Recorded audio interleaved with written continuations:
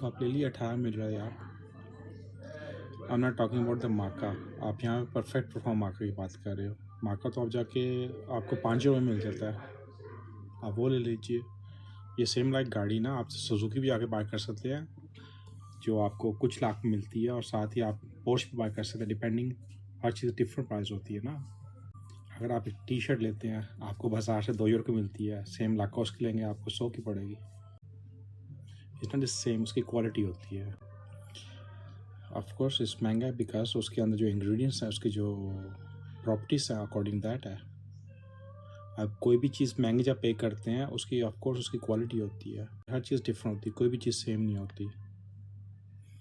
अभी आप अपना ही ले लीजिए, जैसे आप एक कंपनी में काम करते हैं, एक नॉर्मल वर्कर की तनख्वाह डिफरेंट कि उसकी क्वालिफिकेशन डिफरेंट है, और जो आपका मैनेजर की क्वालिफिकेशन डिफरेंट है। ये भी ऐसे आप लगा लीजिए। I don't know how to explain you more easy way.